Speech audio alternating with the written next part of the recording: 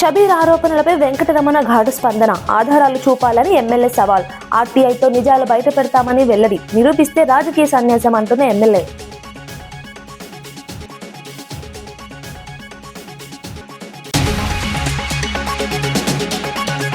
కాపులపై అవమానం అంటూ ముద్రగడ విమర్శ. బానిసలుగా చూడొద్దంటూ ఘాటు వ్యాఖ్యలు. కాపుల గౌరవం కోసం పోరాటం కొనసాగిస్తామని వ్యాఖ్య. చంద్రబాబుపై తీవ్ర ఆరోపణలు చేసిన ముద్రగడ.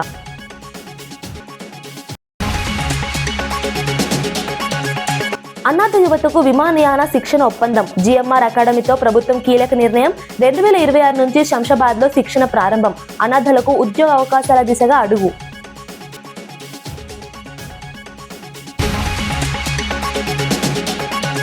రాజమండ్రి పాల కల్తీపై అసెంబ్లీలో ప్రకటన. వరలక్ష్మి డైరీ సరఫరా నిలిపివేత. ల్యాబ్ నివేదికల తర్వాత చట్టపరమైన చర్యలు. 2 చిన్నారులు వెంటిలేటర్పై చికిత్స.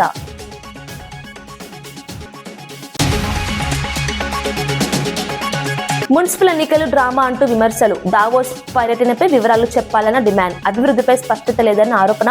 ప్రజలను తప్పుదోవ పట్టిస్తున్నారన్న విమర్శ.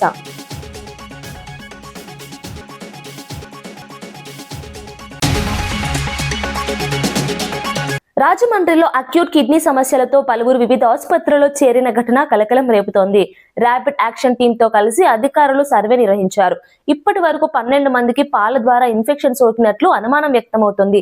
సంబంధిత పాలు విక్రయదారుడిని అదుపులోకి తీసుకున్నారు. ఆయన 106 కుటుంబాలకు పాలు సరఫరా చేసినట్లు గుర్తించారు. ఇప్పటికే 73 రక్త నమూనాలు సేకరించగా మిగిలిన వాటిని సాయంత్రానికి తీసుకుంటామని తెలిపారు. అనిమల్ హస్బెండరీ అధికారులు 46 మంది రైతుల వద్ద నుంచి 46 పశువుల నమూనాలు సేకరించారు. ఇప్పటి వరకు 4 మరణాలు సంభవించినట్లు ధృవీకరించారు. ముఖ్యమంత్రి చంద్రబాబు పరిస్థితిని నిరంతరం పర్యవేక్షిస్తూ అవసరమైన వైద్య సహాయాన్ని అందించాలని అధికారులకు ఆదేశాలిచ్చారు. పూర్తి స్థాయి ల్యాబ్ నివేదికల అనంతరం తదుపరి చర్యలు తీసుకుంటామని వెల్లడించారు.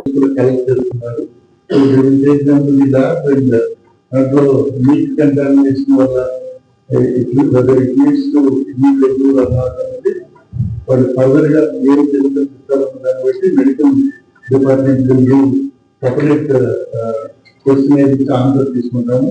అలాగే ఇప్పుడు ఏదైతే పోస్ట్ మార్టం అవుతుందో దాంట్లో blood samples and other samples different samples తీసి వేరియస్ ప్రీమియర్ ఆర్గనైజేషన్స్ కి అక్రాస్ ది కంట్రీ ఉండే వాళ్ళకి శాంపిల్స్ పంపిస్తాము. సెంట్రల్ ఫోరెన్సిక్ ల్యాబొరేటరీ కానీ మన రీజనల్ స్టేట్ ల్యాబొరేటరీ కానీ పంపించి వాట్ ఈస్ ద కాజ్ అనేది so as far as case కనుక ఇప్పుడు ఇన్క్వెస్ట్ పోస్ట్ మార్టం అయిపోయిందంటే దీన్ని ఆల్టర్నేటివ్ సీరియస్ సెక్షన్స్ కేసు పెడతాము. పెట్టి ఫర్దర్ గా ఇది ఎవరైతే ఈ కన్జ్యూమర్ ఉన్నారో వాళ్ళలో 65 years అబవ్ వాళ్ళకే ఇది ఎఫెక్ట్ అవుతుంది. చిన్నపిల్లలకి ఎఫెక్ట్ అవుతుంది. ఏజ్ పీపుల్ కొంత యంగ్ ఏజ్ ఉంది, వాళ్ళకి ఇమ్యూనిటీ సిస్టమ్ బాగుంటే ఇంకా ప్రస్తుతానికి ఎటువంటి కేసు రిపోర్ట్ కాలేదు. కాబట్టి ఫర్దర్ గా ఒకవేళ కేసు అంటూ వస్తే ఈ ఫ్యామిలీస్ నుంచి వస్తాయి. ఓవరాల్ గా సొసైటీలో దీనికి పెద్ద కేర్ ఈ ఫ్యామిలీస్ మీద ఆల్రెడీ మేడం చెప్పినట్టు బ్లడ్ శాంపిల్స్ తీసుకోవడము, మెడికల్ సర్వేలెన్స్ ఉంది, ఎక్స్పర్ట్ సర్వేలెన్స్ ఉంది. Any emergency hospital taking care of. So మీ అందరి ద్వారా చెప్పేది ప్రజలు సమయం పాటించాలి. దీంట్లో మనం కూడా దాని ఏదో కేయాటిక్ సిచ్యుయేషన్ కాకుండా ప్రజలు కొంత మనం ఎంక్వైరీ చేసుకుంటూ పోతా ఉంటే మనకి తెలుస్తుంది. ప్రజలందరికీ చెప్పేది ఏంటంటే మిల్క్ ఏదైతే వాళ్ళు రోజు తీసుకుంటారో బాగా మరగబెట్టి తీసుకోవాలి. ఎవరైతే పబ్లిక్ సేఫ్టీ వాళ్ళు చెప్తారు. బట్ మన అవసరం రూల్స్ మిల్క్ ఇప్పుడు ఏదైతే తీసుకున్నారో రూల్స్ మిల్క్ క్యాన్ ద్వారా సప్లై చేయాలి. అలా కాకుండా తీసుకోమని ప్రజలందరికీ తెలియజేస్తున్నాం. Further medical and animal husbandry ఎవరంటే వాళ్ళు health precautions further precautions public కి తెలియజేస్తారు. సో పోలీస్ సైడ్ నుంచి we will try to get the facts properly and the chemical sample published.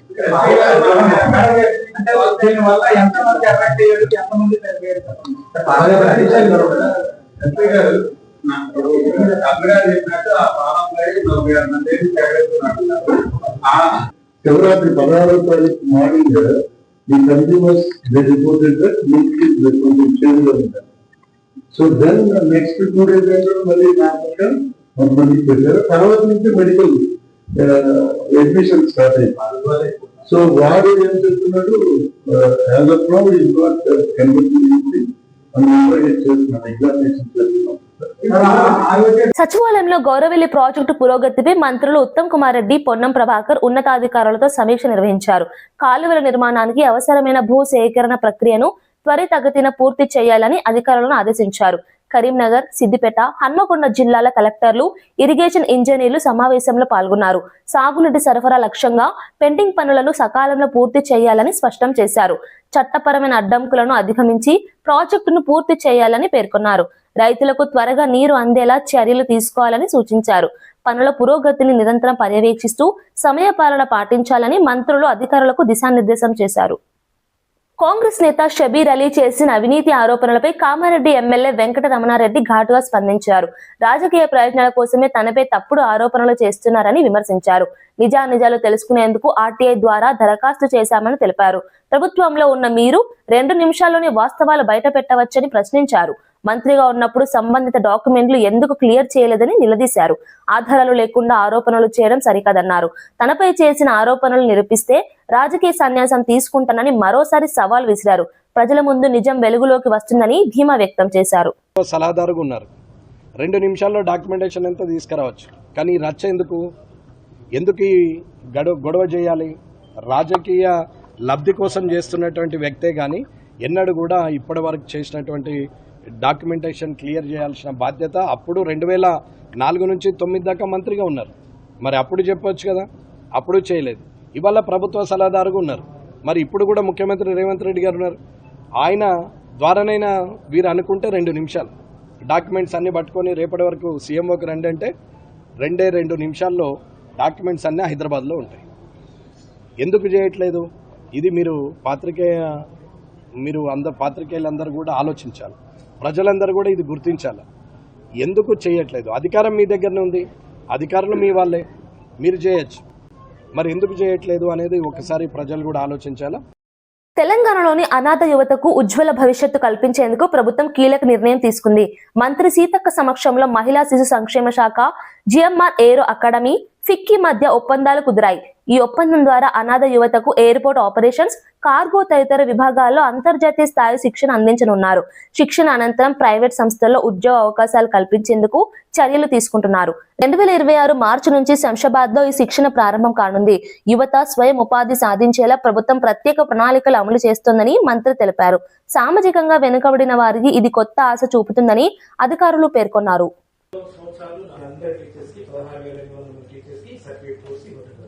ఈ సర్టిఫికేట్ కోర్స్ తో వాళ్ళకి బయట ఉద్యోగాలు కూడా రావచ్చు. బికాజ్ ఈ హ్యూమన్ బీయింగ్ ఒక ఫస్ట్ 1000 రోజులు most important, first 1000. So this certification course will guide them not only here ma'am, వాళ్ళకి వేరే బయట కూడా మంచి ఆపర్చునిటీ. 20,000 ఖర్చు చేసి నడుపుతున్నాం మేడం.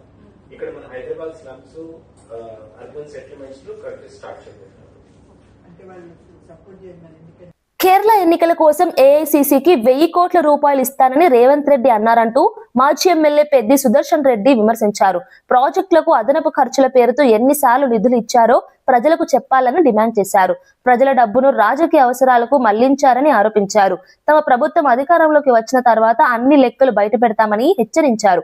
రేవంత్ రెడ్డికి మళ్లీ చిప్పకూడు ఖాయమని తీవ్ర వ్యాఖ్యలు చేశారు. ప్రభుత్వ ఖజానా వినియోగంపై పూర్తి వివరాలు వెల్లడించాలని డిమాండ్ చేశారు.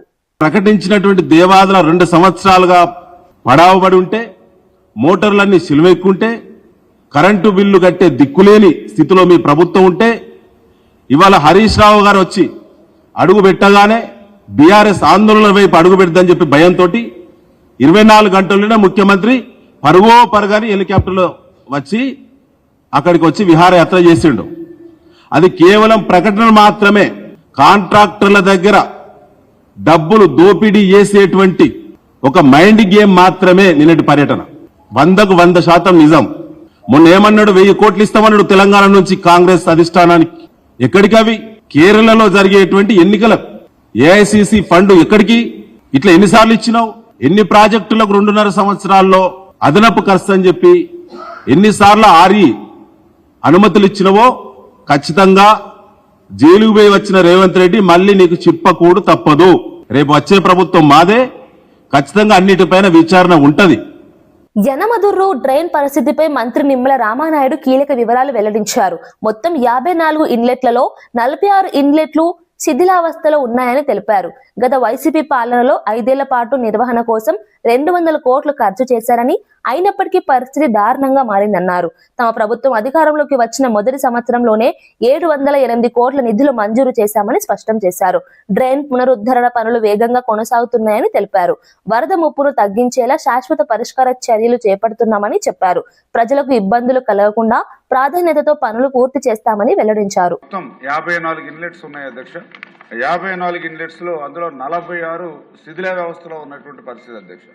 మరి ఈ రకంగా ఈ మేజర్ గా 90% ఇన్లెట్స్ పనిచేయకపోవడం వల్ల ఈ ఫ్లడ్ హెవీగా, అంటే దీని సామర్థ్యాన్ని మించి ఫ్లడ్ వస్తున్నప్పుడు ఆ ప్రాంతం అంతా కూడా మరి ఇటు పట్టణం కానీ అదేవిధంగా ఏదైతే ఈ యొక్క పొలాలు కానీ ఇవన్నీ కూడా ముంపుకు గురవుతున్నటువంటి పరిస్థితి అధ్యక్ష.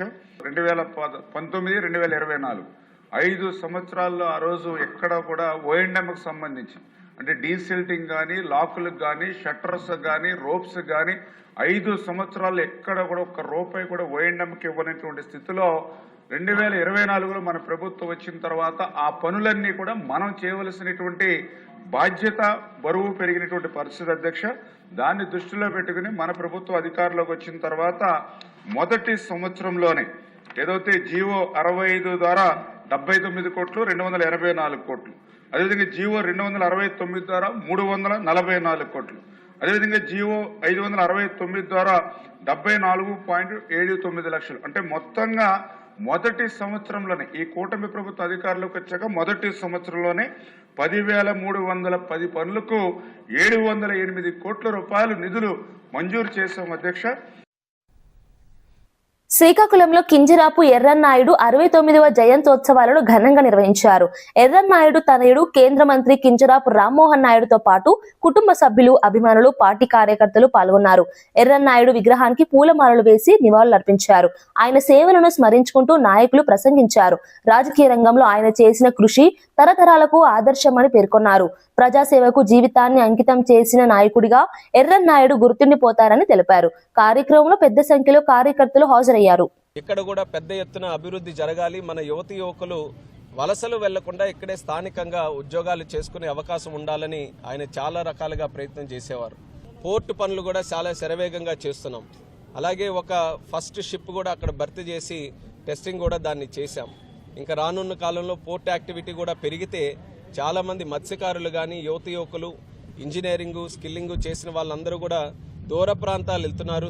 పోర్టులకే ముఖ్యంగా వెళ్ళి పనులు చేస్తున్నారు. చెన్నై కానీ, గుజరాత్ కానీ, వాళ్ళందరికీ కూడా స్థానికంగానే ఇక్కడే పనులు చేసే అవకాశం కూడా దక్కుతుంది.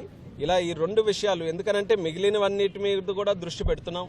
జిల్లాలో అభివృద్ధి కార్యక్రమాలు అంచెలంచెలుగా పెంచుకుంటూ ముందుకు వెళ్తున్నాం. కానీ ముఖ్యంగా దృష్టి పెట్టాల్సినటువంటిది మన సాగునీరు మీద, ఉద్యోగాల మీద. కాబట్టి ఆ 2 కూడా ప్రస్తావించి ఎర్రన్నాయుడు గారి ఆశయాలుగా వాటి 2 మీద ఈరోజు కేంద్ర మంత్రి స్థానంలో ఉన్నాను కాబట్టి ప్రత్యేకమైనటువంటి దృష్టి పెట్టి జిల్లా అభివృద్ధి కోసం నా వంతుగా నేను కృషి చేయడం కూడా జరుగుతుంది.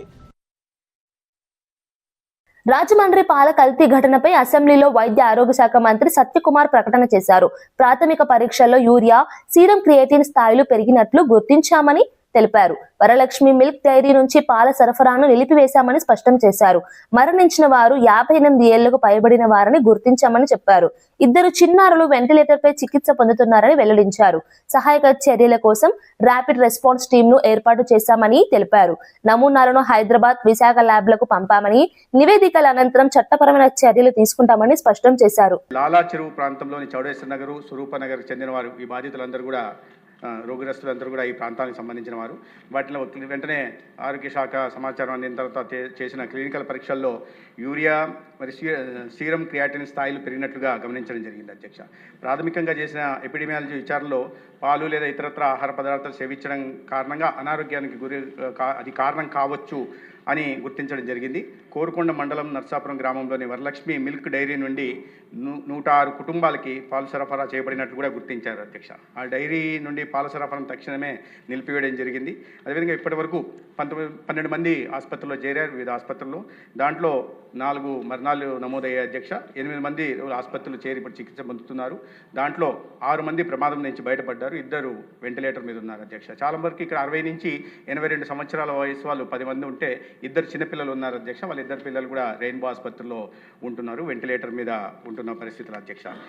మరణించిన వారు 58 సంవత్సరాల నుంచి కృష్ణవేణి 74 సంవత్సరాలు, రాధాకృష్ణమూర్తి 76 సంవత్సరాలు, శేషగిరిరావు 72, అదేవిధంగా శ్రీమతి రమణి గారు 58 సంవత్సరాలు వయసుగా పెట్టడం జరిగింది. వెంటనే ఈ ర్యాపిడ్ తక్షణమే ప్రభుత్వం స్పందించి ర్యాపిడ్ రెస్పాన్స్ టీమ్ను ఏర్పాటు చేయడం జరిగింది పర్యవేక్షణ కోసం. జనరల్ మెడిసిన్ నిపుణులు, మైక్రోబయాలజిస్టులు, శిశు వైద్య నిపుణులు, ఎపిడెమియాలజిస్టులు దీంట్లో ఉన్నారు. అదేవిధంగా 14 ఫీల్డ్ సర్వీస్ టీమ్స్ నియామకాన్ని ఆ ప్రాంతాల్లో, ఈ లాలా చెరువు ప్రాంతంలో ఉంటున్న స్వరూప నగర్, ఈ చౌడేశ్వరి నగర్ సంబంధించిన వాటిలో ముందు జాగ్రత్తగా 679 ఇళ్లలో సందర్శన చేయడం కానీ, హౌస్ సర్వే చేయడం, తర్వాత 957 కుటుంబాల స్క్రీనింగ్ కూడా చేయడం జరిగింది అధ్యక్ష. పాల సరఫరా పొందిన 106 కుటుంబాల నుండి కూడా రక్త నమూనాల సేకరణ కొనసాగుతోంది. ఆ లక్షణాలు ఉన్న వ్యక్తులను గుర్తించడం, చికిత్సకు రెఫరల్ చేయడము, వైద్య పర్యవేక్షణ, ప్రజలకు సూచనలు కూడా జారీ చేయడం జరుగుతోంది. ప్రభావిత ప్రాంతాల్లో అత్యవసర వైద్య శిబిరాలను ఏర్పాటు చేయడం జరిగింది. రాజమహేంద్రవరం మున్సిపల్ కార్పొరేషన్ మున్సిపల్ కమిషనర్ను వైద్య శిబిరాల నోడల్ అధికారి కూడా నియమించడం జరిగింది అధ్యక్ష. రోగుల చికిత్స పర్యవేక్షణ, వైద్య సిబ్బంది అందుబాటులో ఉండేలా చూడడం, అదే అంబులెన్స్ మరియు రెఫరల్ సేవల సమన్వయం కూడా కోఆర్డినేషన్ పని కూడా జరుగుతూ ఉంది అధ్యక్ష. ఈ నమూనాల సేకరణ చేయబడడం జరిగింది. నర్సాపురం గ్రామం కోరుకొండ మండలంలోని Varalakshmi milk dairy food safety అధికారి తనిఖీ చేశారు. ఫుడ్ సేఫ్టీ చట్టం ప్రకారం విధి విధానాల మేరకు పాల నమూనాలను సేకరించడం జరిగింది. ప్రభావిత ఇళ్ల నుండి పాలు మరియు పెరుగు నమూనాలు కూడా తీసుకున్నారు. నమూనాలు పంపిన ప్రదేశాలు స్టేట్ ఫుడ్ ల్యాబొరేటరీ హైదరాబాద్కి, అదేవిధంగా స్టేట్ ఫుడ్ ల్యాబొరేటరీ విశాఖపట్నము, అదేవిధంగా హైదరాబాద్లో ఉంటున్న విమ్టా ల్యాబ్ కూడా నమూనాలను పంపడం జరిగింది అధ్యక్ష. ఈ మరణించిన వారిలో కృష్ణవేణి గారి కుమారుడైన తాడి సీతారామయ్య గారి ఫిర్యాదు మేరకు పోలీస్ స్టేషన్లో ఒక క్రిమినల్ కేసు కూడా. జగిత్యాల జిల్లా కలెక్టరేట్ లో జరిగిన ప్రజావాణిలో మాజీ మావోయిస్టు వసంత అలియాస్ మమత వినతి పత్రం సమర్పించారు. 2000 సంవత్సరంలో ఎన్కౌంటర్ లో మరణించిన తన భర్త పసుల రామరెడ్డి తర్వాత కూడా పార్టీలో కొనసాగినట్లు తెలిపారు. 2025 జనవరిలో ఛత్తీస్గఢ్ ప్రభుత్వానికి లొంగిపోయినట్లు వెల్లడించారు. ప్రభుత్వ రివార్డులు, పెన్షన్, నివాసం కోసం ఇందిరమ్మ ఇల్లు మంజూరు చేయాలని అధికారులను కోరారు. తనకు పునరావాసం కల్పించాలని విజ్ఞప్తి చేశారు. అధికారులు దరఖాస్తును పరిశీలిస్తామని తెలిపారు.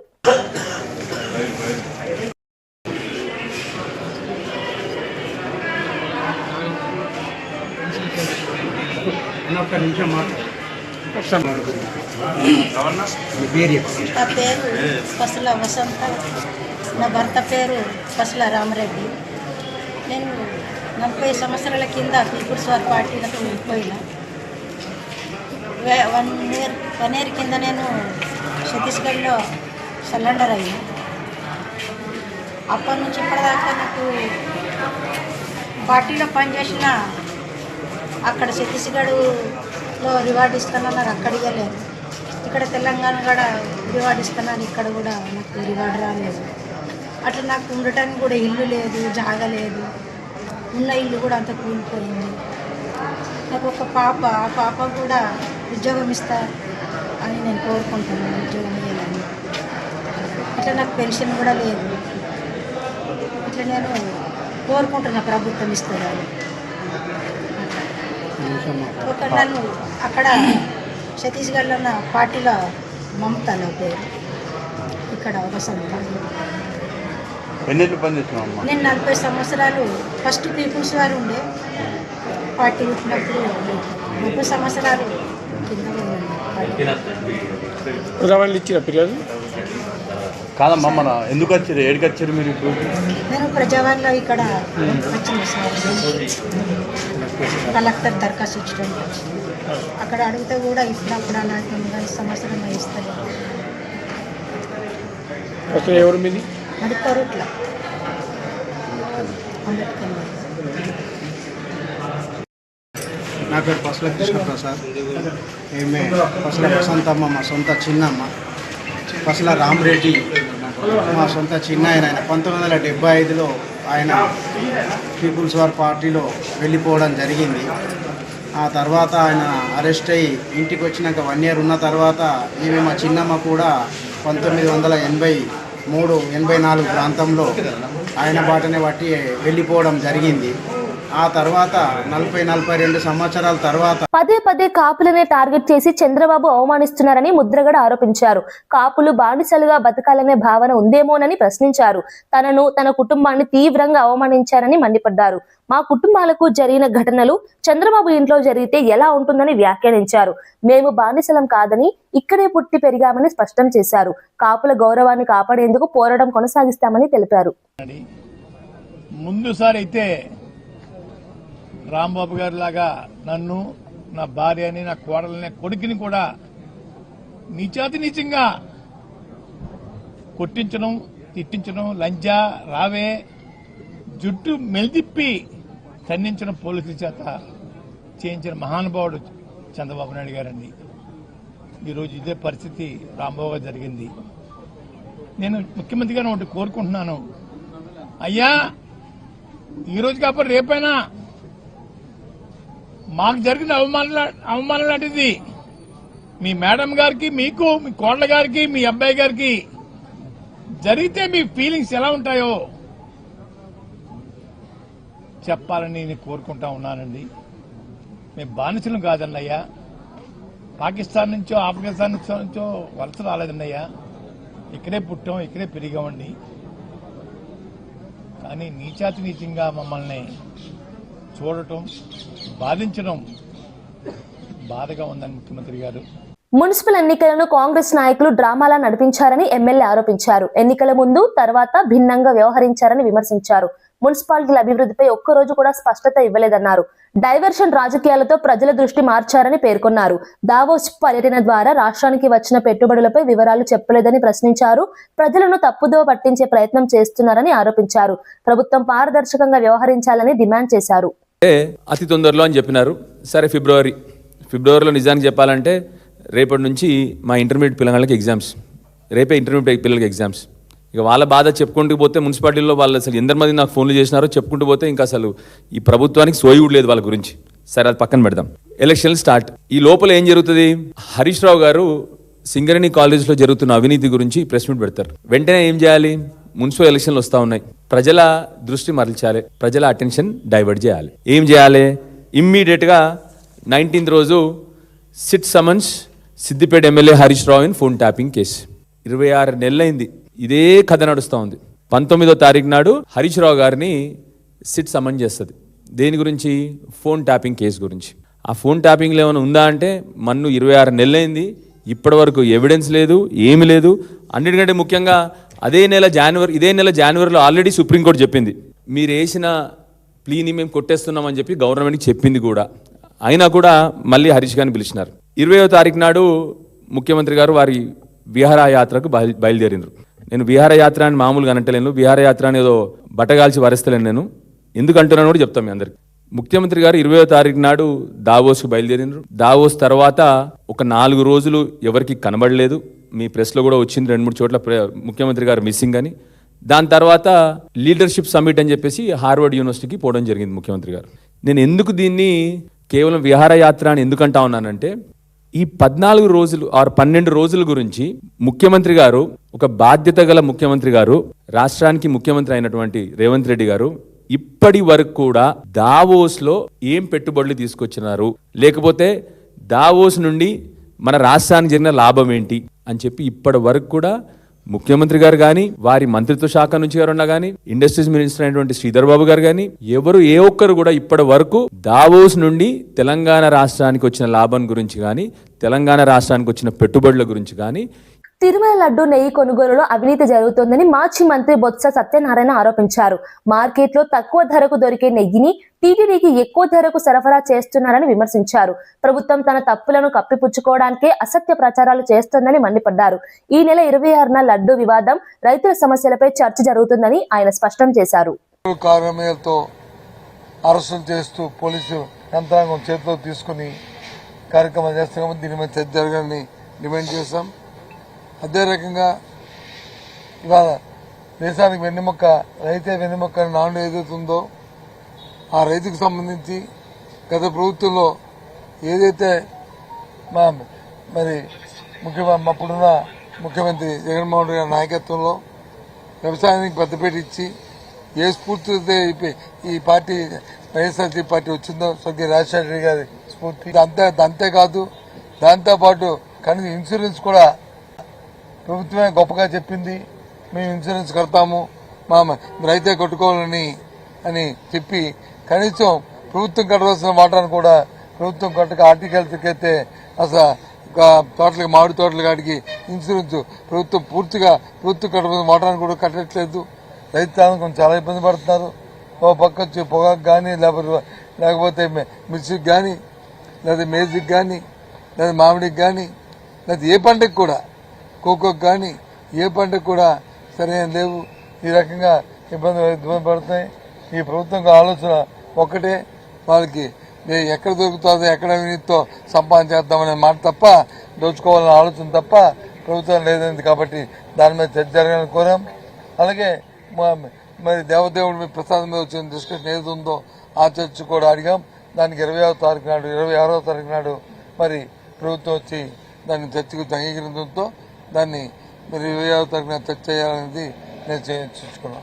ఆ తదుపరి మరి ప్రభుత్వం తరఫున వచ్చి ఇన్వెస్ట్మెంట్స్, ఎడ్యుకేషన్, ఇరిగేషన్ అని చెప్పారు. దానికి మేము తయారుగా ఉన్నాము.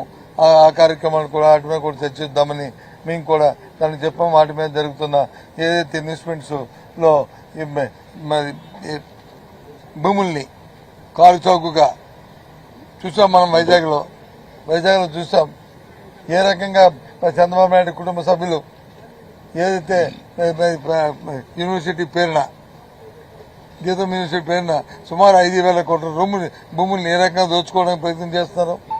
లొల్లు అనే సంస్థకి ఏ రకంగా మరి ప్రభుత్వంలో ఉన్న వాళ్ళు పెడుతున్న ఇన్వెస్ట్మెంటే 500-600 కోట్లు అయితే ప్రభుత్వ భూమి 1,000 కోట్ల రూపాయల భూములు వచ్చి వాళ్ళు దారదత్తం చేయడానికి ప్రయత్నం చేస్తున్నారు. అంతేకాకుండా నిన్న మనం పెట్టిన స్టార్టప్ కంపెనీలకు కూడా మరి ఉచితంగా వాళ్ళు 99 పైసలకి లేకపోతే మరి కారు చౌకగా భూములు ఇచ్చి మరి దోచుకు తింటున్నారు. ఈ అంశాలన్నింటి మీద కూడా చర్చించాలని మేము కూడా పట్టుదలగా అడిగాం. దాని మీద కూడా చర్చకి అవుతుంది. ఇది ఇవాళ జరిగిన అంకుశం చూస్తే కూలంకషంగా జరిగిన ఒప్పందాలు, జరిగిన బిజినెస్ అడ్వైజరీ కమిటీ తీసుకున్న నిర్ణయానికి ఈ విషయం. ఇందాక మా సభ్యులు ఈ 2-3 రోజుల్లో జరిగిన పరిణామాలు మీరు చూశారు. ఆ రోజు హౌస్లో ఈనాడు పేపర్లోను కానీ లేదు ఆంధ్రజ్యోతి పేపర్లో కానీ సభ్యులు వచ్చి వెంకటరామూర్తి దేవదేవుడి తాలూకా పటాన్ని చెప్పులతో చేసుకుని పట్టుకున్నారని చెప్పి అని పుటంలో వచ్చి ప్రచురణ జరిగింది. అవి వాస్తవాలా లేదు అవి వచ్చి మ్యానిపులేట్ చేశారా, ఏఐతో చేశారా, ఇంకో దాంతో చేశారా, నేను దానికి జోలికి పోను. కానీ వాస్తవాలు ఏటో సీసీ ఫుటేజ్ రాష్ట్రంలో మహిళలు, బీసీలు, యువత పక్షాన పోరాడుతున్న కల్వకుంట్ల కవిత భవిష్యత్ ముఖ్యమంత్రి అవుతారని జాగృతి నేతలు ధీమా వ్యక్తం చేశారు. గద్వాల రైతు సంఘర్షణ సభలో మాట్లాడుతూ కాంగ్రెస్ ప్రభుత్వం రుణమాఫీ, రైతు భరోసా హామీల అమలులో విఫలమైందని విమర్శించారు. గద్వాల నడిగడ్డపై అత్త అల్లుల ఆధిపత్య రాజకీయాలకు చరమగీతం పాడాలని ఈ సందర్భంగా వారు పిలుపునిచ్చారు. చదువుకునే పిల్లాన్ని బతిమలాడి యాప్ బుక్ చేసుకొని కొనుక్కోవడానికి పోవాలి యూరియా అంటే మీకు యూరియా ఇచ్చే చేతగాక అనేకమైనటువంటి కొర్రీలు పెడుతున్నారు తప్పితే నిజంగా రైతు మేలు కోరి కాదు. నిజంగా రైతు మేలు కోరి ఉంటే ఏం చేయాలి చెప్పలే, ఈ కాంగ్రెస్ వాళ్ళు చెప్పలే. మీరు అర్జెంట్ గా ఓన్రి ఊరుకుండ్రి, బ్యాంకుల దగ్గర లైన్లు కట్టుండ్రి. మీ దగ్గర 1,00,000 రుణమాఫీ అయిపోతే 2 లక్షలు తెచ్చుకోండి. ఇంటింట్లో ఎంతమందికి వస్తే అంతమందికి 2 లక్షలు తెచ్చుకోండి. మేము ఎక్కుతానే సోనియమ్మ పుట్టినరోజు నాడు మొత్తం రుణమాఫీ చేస్తామని చెప్పారు. అంటే పాపం చాలా మంది ఒక్కొక్క ఇంట్లో 2-3 పోయి డబ్బులు తెచ్చుకున్నారు. కానీ ఆ 2 లక్షల రుణమాఫీ అనేది జరగనే లేదు. ముఖ్యమంత్రి గారు మొన్న చెప్తా ఉన్నారు అందరికీ 2 లక్షల రుణమాఫీ చేసినాం.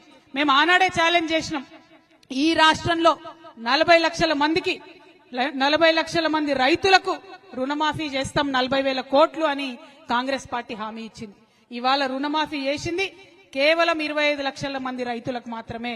అంటే ఇంకా 15 లక్షల మంది రైతులకు రుణమాఫీ జరగలేదు. ఇవి గణాంకాలు చెప్తున్నాయి, లెక్కలు చెప్తున్నాయి. మీరు బుకాయించినా కూడా నమ్మరు ప్రజలు, ఎందుకంటే అనుభవిస్తున్నారు. కొంతమందికి 50,000 ఉన్న వాళ్ళకి కూడా రుణమాఫీ కాలే, కొంతమందికి 1,50,000 ఉన్న వాళ్ళకి కూడా రుణమాఫీ కాలే. రుణమాఫీ అందరికీ చేయాలని చెప్పి ఈ ప్రభుత్వాన్ని నేను డిమాండ్ చేస్తా ఉన్నా. అదే విధంగా రైతు భరోసా ఎట్లయిపోయిందంటే ఎన్నికల కోసం ఇచ్చే గిఫ్ట్ లెక్క అయిపోయింది. మన ముఖ్యమంత్రి గారు ఏమాత్రం మొహమాటం లేకుండా ఇగో రైతు భరోసాకి వేస్తున్నా నేను, తర్వాత ఎన్నికలు పెడతా ఎంపీటీసీ డెప్యూటీసీ అని చెప్తున్నారు. అంటే కేవలం ఎన్నికలప్పుడే రైతు గుర్తొస్తుండ తప్పితే మిగతా టైంలో గుర్తొస్తలేరు. కాబట్టి రైతు భరోసా ఖచ్చితంగా వేయాలని నేను ప్రభుత్వాన్ని డిమాండ్ చేస్తా ఉన్నా. మరి మొన్న సర్పంచ్ ఎన్నికలు అయితే ఈ ఏటికి అవతల వైపు నారాయణపేటలో మా తమ్ముడు గవినోల శ్రీనివాస్ గారు డైరెక్ట్ గా యునానిమస్ గా సర్పంచ్ గెలిచి మరి బోని కొట్టిండు జాగృతికి. ఆయన జాగృతి జిల్లా అధ్యక్షుడు నారాయణపేట. మరి మున్సిపల్ ఎన్నికలు రాగానే ఆ జోగులాంబ అమ్మవారి దయతోని గద్వాల్ నుండే జాగృతి జయగంట మోగింది, జైత్రయాత్ర ప్రారంభమైంది. మొత్తం వడ్డేపల్లి మున్సిపాలిటీ గెలుచుకున్నాం. అవునా కాదా? చూసిరా లేదా మీరందరూ? మరి అదే జైత్రయాత్ర కొనసాగుతుంది. సరే ఇవాళ వాళ్ళు మనతో ఉన్నారా లేదా చర్చ కాదు, ఎందుకంటే గద్వాల్ గడ్డ మీద ఒక రకమైన రాజకీయం నడుస్తుంది. ఏ పార్టీలు ఎవరు గెలిచినా అధికారం పెట్టుంటే అటే పోయేటట్టున్నారు. అంటే అప్పటిదాకా ముఖ్యమంత్రి మున్సిపల్ చైర్మన్ పిలుచుకోలే, కానీ ఒక్క వడ్డేపల్లిలా జాగృతి జెండా ఎగరంగానే దాబాబు అని చెప్పి పిలుచుకొని అందరితో ఫోటో దిగిరంట. అంటే ముఖ్యమంత్రి దగ్గర నుంచి మొదలు పెడితే ప్రతి ఒక్కరికి కూడా ఏ పార్టీలో గెలిచినా మా పార్టీలకు రావాలనే ఒక పిచ్చి రాజకీయం గద్వాల్లో నడుస్తుంది. నేను ఇవాళ ఎమ్మెల్యే గారిని అడుగుతున్నా, మీకు ధైర్యం ఉంటే, మీకు దమ్ముంటే, మీకు చిత్తశుద్ధి ఉంటే మీరు ఏ పార్టీయో రేపు ప్రెస్ మీట్ పెట్టి చెప్పండి. ఎక్కువ వేరే ఏం చేయదు, మీరు ఏ పార్టీయో చెప్పండి. ఏ పార్టీలో ఉన్నామో చెప్పుకోలేనటువంటి వాళ్ళు మీరు ప్రజలకు ఏం చేస్తారో ఎట్లా చెప్తారు? అంటే నువ్వు కాంగ్రెసా, నువ్వు బీఆర్ఎస్ఆ? నువ్వు కాంగ్రెస్ చేసే పనులు చేస్తావా ప్రజలకు, లేదా బీఆర్ఎస్ వాళ్ళు చెప్పే పని చేస్తావా? మరి ఏం చేస్తావు? ఏం చేయకపోతే ఎందుకున్నట్టు ఎమ్మెల్యే? రాజీనామా చేయి రాజీనామా. ఎందుకు అడుగుతా ఉన్నా అంటే, వార్తలు ముగించే ముందు ముఖ్యాంశాలు మరోసారి. షబీర్ ఆరోపణలపై వెంకటరమణ ఘాటు స్పందన, ఆధారాలు చూపాలని ఎమ్మెల్యే సవాల్, ఆర్టీఐతో నిజాలు బయట పెడతామని వెల్లడి, నిరూపిస్తే రాజకీయ సన్యాసం అంటున్న ఎమ్మెల్యే.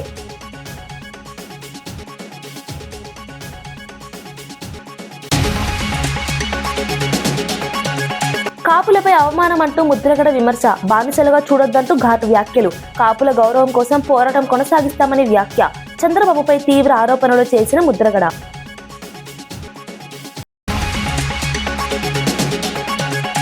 అనాథ యువతకు విమానయాన శిక్షణ ఒప్పందం, జిఎంఆర్ అకాడమీతో ప్రభుత్వం కీలక నిర్ణయం, 2026 నుంచి శంషాబాద్ లో శిక్షణ ప్రారంభం, అనాథలకు ఉద్యోగ అవకాశాల దిశగా అడుగు.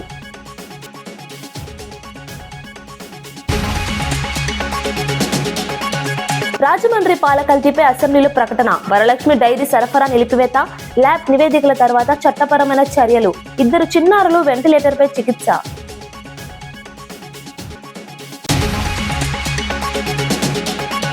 మున్సిపల్ ఎన్నికలు డ్రామా అంటూ విమర్శలు, దావోస్ పర్యటనపై వివరాలు చెప్పాలన్న డిమాండ్, అభివృద్ధిపై స్పష్టత లేదన్న ఆరోపణ, ప్రజలను తప్పుదోవ పట్టిస్తున్నారన్న విమర్శ.